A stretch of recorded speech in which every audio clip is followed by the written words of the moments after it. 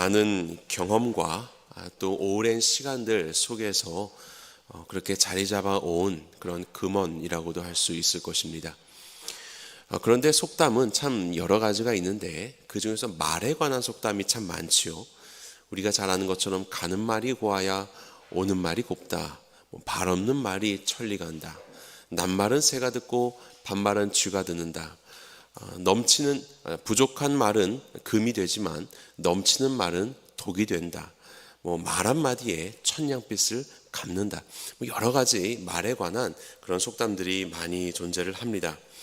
그만큼 인간관계에 또 살아감에 있어서 말이라는 것은 굉장히 중요하기 때문에 그렇습니다. 특별히 64편 말씀을 보게 되면 말에 관한 이야기가 나옵니다.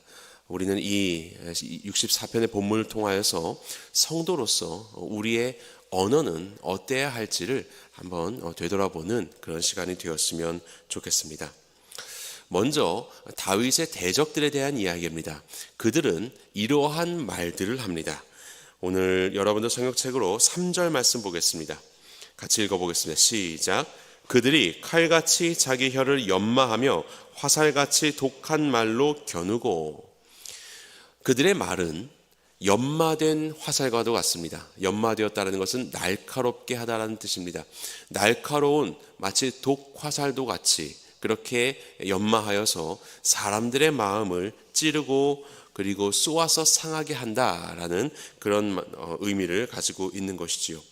말이라는 것은 여러 가지로 우리의 삶 가운데 쓰이지만 바로 이렇게 사람의 마음을, 사람의 삶을 해하는 데에도 말이라는 것은 쓰이게 됩니다. 독한 말, 그렇게 악의적으로 사람을 회방하려고 하는 그런 말들이 있는 것이지요. 이뿐만은 아닙니다. 우리가 단순히 욕설을 하거나 누군가를 비난하고 조롱하는 것, 당연히 이런 것들도 악한 말이겠지만요.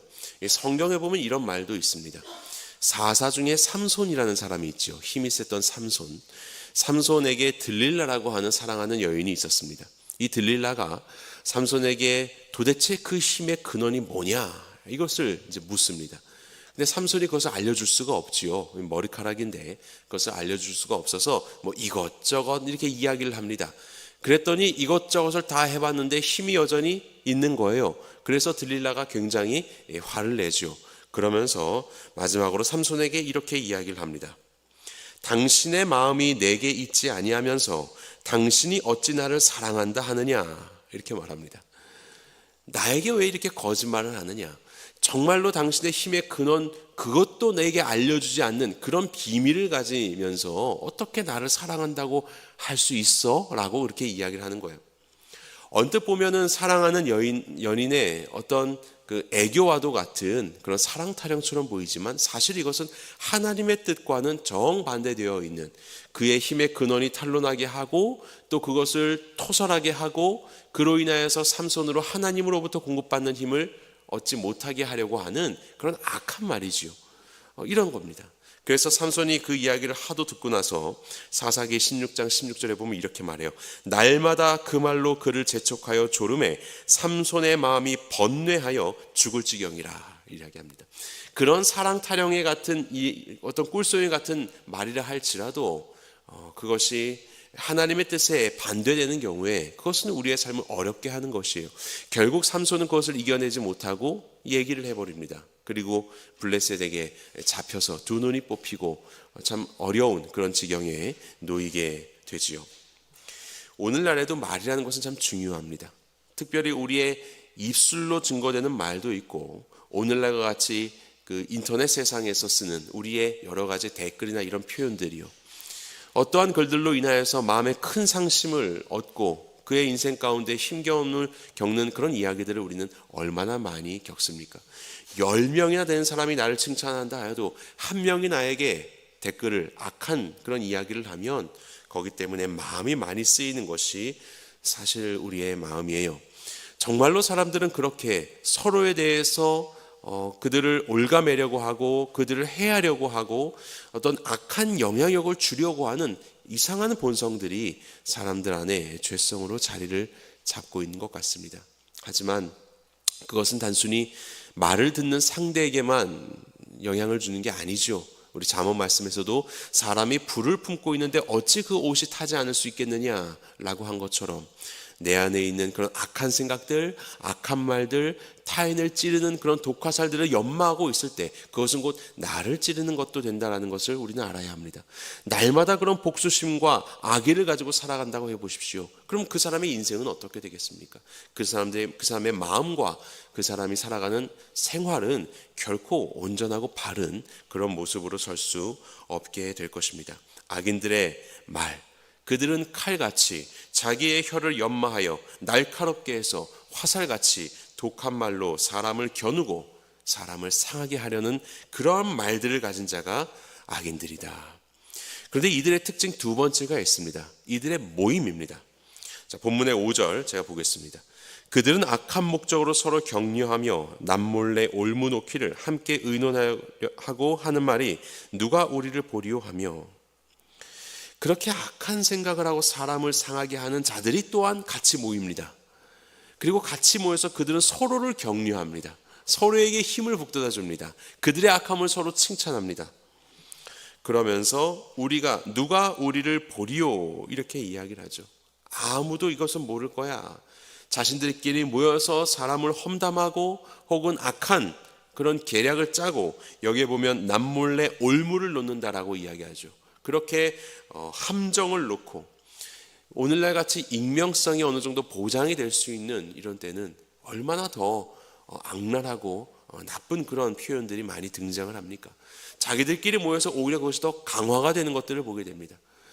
이렇게 여러 커뮤니티가 있는데 남자들만 모이고 여자들만 남초 여촉 카페 이런 게 있다고 하죠. 그러면서 상대방의 성별을 가진 사람에 대해서 혐오 발언을 하고 왜곡된 그런 정보들을 주고받으면서 자기들끼리 격려하면서 그렇게 타인에 대해서 악하게 행동하는 그런 모임들이 있다라고 이야기를 합니다. 오늘날 정치 집단도 그렇죠. 어떤 이들은 자신의 색깔에 맞는 그 정치에 관심 있는 사람들이 함께 모여서 그곳에서 무언가 이야기들을 만들어내고 심지어는 그것이 잘못된 정보임에도 불구하고 그냥 그것을 계속해서 퍼뜨리며 그렇게 악한 영향력을 끼치는 것들을 우리는 오늘날 얼마나 많이 경험을 하고 있습니까? 그들의 목적은 진리, 진실, 바른 것이 아니라 그저 상대방의 상함, 상대방의 무너짐, 이것이 모든 관심인 양 거짓된 정보도 전혀 거름없이 그렇게 무차별적으로 독화살을 날리게 되는 경우들을 얼마나 많이 보게 됩니까? 성별의 갈등이나 이념의 갈등이나 또 세대의 갈등이나 그렇게 우리가 서로를 이해하지 못하고 여러 모임 속에서 오히려 이것이 더 악한 모임이 되어서 자기들끼리는 격려하지만 오히려 타인들에게는 올무를 놓게 되는 그런 모임들을 오늘날 많이 보게 됩니다. 세 번째로는 악인들의 마음입니다. 악인들의 마음. 자, 본문의 6절 말씀 같이 보겠습니다. 시작. 그들은 죄악을 꾸미며 이르기를 우리가 묘책을 찾았다 하나니 각 사람의 속뜻과 마음이 깊도다 라고 말합니다. 자, 여기에 사람의 속뜻과 마음이 깊다라고 이야기하였는데 이것을 세번역 성경으로 보게 되면 사람의 속마음은 알 수 없다 이런 뜻입니다. 그들은 아무도 모르는 것처럼 계획을 짜고 그 안에는 교활하고 간사하며 악한 계획을 가지고 있는데 그들의 모습으로는 그들의 표정으로는 미소를 띠고 있는 거죠. 사람의 속을 알 수가 없다라는 겁니다. 사람의 속을 알 수가 없다. 어제까지만 해도 나의 친구였는데 알고 보니까 그 속에 나를 대적하고 있는 그런 원수의 모습이 있더라 이것입니다. 특별히 다윗이 압살롬에게 의해서 쫓김을 당하고 있을 바로 그때에 그와 함께 했었던 신하들과 그를 기뻐했었던 백성들이 어느 사이인가 다 압살롬의 편이 되어 있는 것입니다. 크게 실정하지 않았었던 그런 상황이었는데 어떻게 이렇게 온 나라가 왕에 대해서 등 돌릴 수 있었을까요? 성경에 모든 것들이 등장하진 않지만 아마도 우리는 알 수 있겠죠. 그들의 모임과 그들의 올무와 그들의 거짓된 독화살과도 같은 그런 말들로 인하여서 다윗 왕을 모함하고 사람들의 마음을 그에게서 떠나게 하고 오히려 압살롬에게 붙게 하려는 그런 시도들이 있었을 것입니다. 그리고 그런 모든 것들을 모의하고 있으면서 다윗에게는 어제까지만 해도 나의 신하로서 충성을 맹세하는 것처럼 보였었던 그러한 신하들이 사실 속으로는 압살롬의 편에서 반역을 준비하고 있었다라는 바로 그러한 사실이 얼마나 사람의 속을 알지 못한다라고 하는 이런 고백을 할 수밖에 없었는지를 우리가 생각해 볼 수 있지요. 바로 이것이 다윗의 상황이었습니다. 악한 자들의 말과 악한 자들의 모임과 악한 자들의 마음속 깊은 것들이요. 그런데 여기에 대해서 다윗의 신앙은 어떻게 반응하고 있는가? 이것을 좀 살펴보겠습니다. 자, 본문의 1절과 2절을 한 목소리로 같이 읽겠습니다. 시작. 하나님이여, 내가 근심하는 소리를 들으시고 원수의 두려움에서 나를 생명을 보존하소서. 주는 악을 꾀하는 자들의 음모에서 나를 숨겨주시고 악을 행하는 자들의 소동에서 나를 감추어 주소서. 다윗의 말을 한번 보시오. 다윗이 그들이 나에게 독화살을 쐈으니 나도 그들에게 갚아주리라 이렇게 대답하지 않습니다. 다윗은 바로 하나님 앞에 그의 힘겨워하고 있는 근심과 두려운 상황 속에서, 뭐 성인군자 아닙니다. 힘겹지 않고 두려움 없는 것 이런 건 아닙니다. 당연히 어렵습니다. 마음이 근심이 되지요. 하지만 그런 속에서 그는 하나님께 기도하고 있는 것입니다. 그의 말은 하나님을 향하고 있는 것입니다.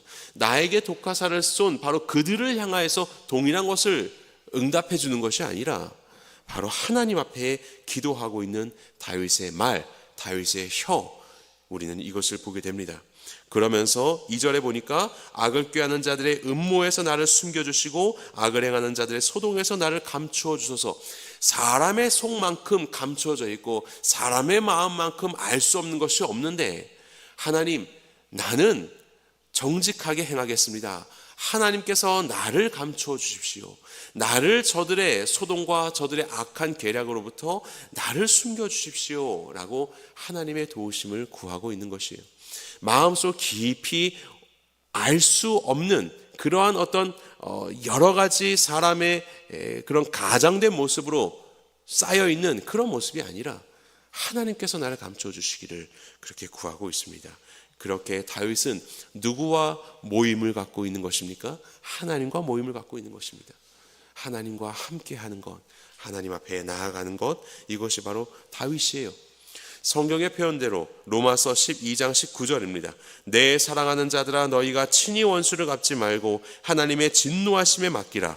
기록되었을 때 원수 갚는 것이 내게 있으니 내가 갚으리라고 주께서 말씀하시니라. 원수는 하나님께서 갚으시겠다. 내가 갚겠다. 너는 나에게 와서 나에게 의지하여라. 이것이 하나님의 말씀이지 않습니까? 정말로 그렇게 다윗은 그의 말과 마음과 함께하는 모임을 하나님께 향하고 있는 것을 보게 됩니다. 그러한 다윗에 대해서 하나님은 어떻게 하시나요? 자, 하나님의 말을 보도록 하겠습니다. 7절과 8절, 여러분들 성경책으로 7절과 8절을 같이 보겠습니다. 시작. 그러나 하나님이 그들을 쏘시리니 그들이 갑자기 화살에 상하리로다. 이러므로 그들이 엎드러지리니 그들의 혀가 그들을 해함이라. 그들을 보는 자가 다 머리를 흔들리로다. 하나님께서 역사하십니다. 원수 갚는 것은 내게 있다고 말씀하신 하나님께서 그들에 대하여서 하나님께서 쏘신다라는 겁니다. 이것은 뭐 밥을 산다라는 것이 아니라 화살을 쏜다 이런 이야기입니다. 그들이 갑자기 화살에 상하리로다. 그들에게서 만들어진 연마된 독화살, 그들의 혀로부터 나오게 된 그 독화살을 하나님께서 바로 그것을 돌이키셔서 그들로 상하게 하시는 거예요. 8절에 보니까 이러므로 그들이 엎드러지니 그들의 혀가 그들을 해함이라. 그들의 잘못한 것이 나의 입술로 또 다른 것들을 만들어내서 서로가 그런 피해와 악함을 입게 되는 것이 아니라 그들의 잘못된 그런 독화살이 오히려 자신에게로 돌아가게 하여서 그들이 그것에 엎드려지게 한다라는 것이 바로 하나님의 역사인 것입니다. 여기에 대해서 갑자기라고 표현을 하고 있죠. 하나님이 쏘시는데 갑자기 하신다. 어느 누구도 알 수 없는 방법으로, 어느 누구도 기대할 수 없었을 때에, 어느 누구도 계획도 하지 않았음에도 불구하고 하나님은 역사하실 수 있는 분이시다라는 것입니다. 하나님은 이러한 분이십니다. 정말로 다윗에게 있어서 이러한 일들이 있었지요. 다윗의 신복이었던 책략가 아히도벨이 압살롬 편에 들게 되지 않습니까?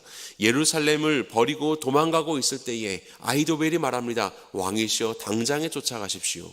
다윗 왕을 쫓아가셔서 그를 잡으면 오늘 내로 목을 칠 수 있습니다. 바로 누가 보더라도 급히 도망가고 있는 다윗, 그를 뒤쫓아가서 모든 것들을 진멸하는 것이 가장 좋은 전략입니다. 그런데 하나님께서는 후세라는 사람을 사용하시죠. 후세가 뭐라고 말합니까? 그러다가 오히려 당할 수 있습니다. 잠시 시간을 고르고 내일 직접 출정하십시오. 많은 사람들을 모아서 내일 출정하여서 거기에서 다윗을 잡으면 당신의 이름이 높아질 것입니다. 이렇게 이야기를 하죠. 얼마나 엉터리 같은 이야기입니까? 급히 도망한 사람을 시간을 주게 되면 그가 어디로 갈 줄 알고 그를 잡을 수 있다는 말입니까? 그럼에도 불구하고 압살롬은 그의 말에 마음이 현혹이 되어서 그 말을 따르게 되지요. 그리고 결국 이것은 패배로 이어지게 됩니다. 그 책략가 아히도벨은 바로 이 후세의 말이 받아들여졌다는 것을 확인한 순간 결과도 보지 않고 집으로 돌아가서 자결을 하고 말지요. 결국 자기의 입에서 나왔었던 많은 책략들이 결국 자신에게로 돌아와서 자신을 죽게 하게 되는 이런 결과를 맞이하게 되는 것이에요. 하나님은 이렇게 역사하시는 것이지요. 모임에 대해서는 어떻습니까? 자, 8절에 하반부를 보니까 그들을 보는 자가 다 머리를 흔들리로다. 머리를 흔들다라는 것은 도망치다, 흩어지다라는 말을 가지고 있습니다. 도망하는 것입니다. 그럴듯하게 모였습니다만 하나님께서 역사하시니까 다 흩어져 버리고 마는 것이에요. 그들의 죄악으로 인해서 그들은 하나처럼 보였을지 모릅니다. 서로가 격려하며, 하지만요, 그들의 계략이 무효화되자 그들은 더 이상 하나가 될 수 없는 것입니다. 마치 죄악 속에 있었던 탕자가 허랑방탕하며 있는 것을 쓸 때는 사람들이 붙었겠지만 나중에 가진 것이 다 없이 한 후에 돼지 먹는 쥐염염에 하나조차 줄 수 있는 사람이 없을 정도로 바로 그러한 죄인들의 모습은 이러한 고독 가운데 빠지게 되는 것이지요. 그들의 모임은 순식간에 다 사라져버리고 마는 것입니다. 이것이 하나님의 역사입니다. 오늘날도 악한 자들의 모임이 있습니다. 악한 자들의 연합들이 있지요. 바로 그런 것 속에서 하나님께서 역사하셔서 그들의 모든 악한 계획을 드러내시고 그들의 모든 독화살들이 자신들에게로 돌아가게 하시며 이 모든 악한 것들이 무너져 내리게 되길 간절히 바랍니다. 이것은 어떤 나라, 어떤 정부, 그리고 어떠한 악한 집단, 범죄의 자들이라고도 할 수 있겠지요. 많은 경우에 있어서 하나님께서 역사하셔서 그들의 모임들이 사여지기를, 그들의 모임들이 풀어서 없어지기를 간절히 바라봅니다. 세 번째로 마음입니다. 자, 9절 보도록 하겠습니다. 같이 읽겠습니다. 시작. 모든 사람이 두려워하여 하나님의 일을 선포하며 그의 행하심을 깊이 생각하리로다. 그렇게 흩어져 버린 사람들이 그들의 마음 가운데 두려운 마음을 품으며 하나님의 일을 말하게 된다라고 말합니다. 그러면서 그의 행하심을 깊이 생각하게 된다. 이것이야말로 사실은 가장 통쾌한 복수라고 할 수 있지요. 그들의 깊은 마음속에 겉과는 다르게 그 깊은 마음속에 악한 것들을 가지고 있고 악한 일들을 행하는 자들이 결국 불의를 행하고 하나님과 대적하며 살았었던 그들이 이후에는 결국 어떻게 되냐면 하나님의 역사하심을 인정할 수밖에 없고 하나님의 일하심을 말할 수밖에 없고 그들의 심중 저 깊은 곳에는 하나님이라는 존재를 인정할 수밖에 없게 되는 것. 이것이 얼마나 놀라운 일입니까? 평생을 하나님을 반역하며 살았었던 바로 그런 존재를 할지라도 그가 지옥불의 형벌에 다다르게 될 때에 그는 하나님을 인정하지 않을 수 없습니다. 그의 마음속 깊은 곳에서 하나님을 부르지 않을 수 없습니다. 그의 평생에 외면하며 살았고 반역하며 살았던 하나님에 대하여서 그의 마음 가운데 하나님의 다스림과 온 세상의 주인 되심을 선포하지 않을 수 없게 되는 것이죠.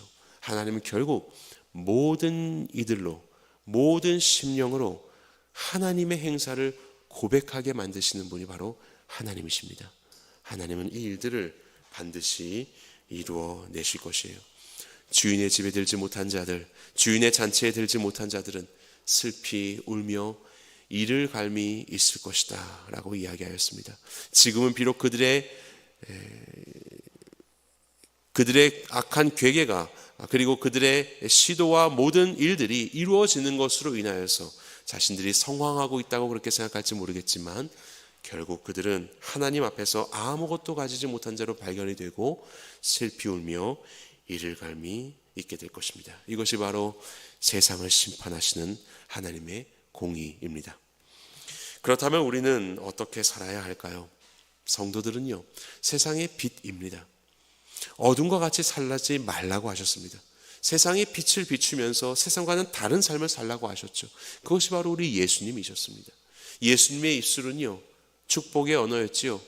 하나님의 생명의 말씀을 증거하는 언어였습니다. 심지어는 예수님을 해하려고 작당 모의하는 그런 종교 지도자들에게조차도 우리 주님은 진리의 말씀을 선포하는 것을 그치지 않으셨습니다. 그것이 바로 우리 예수 그리스도의 입술이셨습니다. 그분의 모임은 어떻습니까? 세상은 그를 해하기 위해서 그를 어떻게 하면 죽일 수 있을까라고 모였지만 예수님의 모임은, 예수님의 제자들은 서로를 사랑하고 서로를 섬기고 이와 같이 너희도 서로 사랑하여라 라고 말씀하시면서 사람을 살리는 그런 모임이 되셨던 것이지요. 그의 마음속 깊은 곳에는 무엇이 있었습니까? 우리 예수님은 겉과 속이 동일한 분이시지요. 정직하고 선하신 분이셨습니다. 오직 하나님 안에서 그의 모든 뜻은 하나로서 온전히 하나님을 향한 그런 마음이었다는 것을 우리는 알게 됩니다. 성도의 삶은 바로 이와 같습니다. 사랑하는 우리 예수 그리스도를 쫓는 삶이요, 사순절을 지나고 있습니다. 어떻게 지내고 계십니까?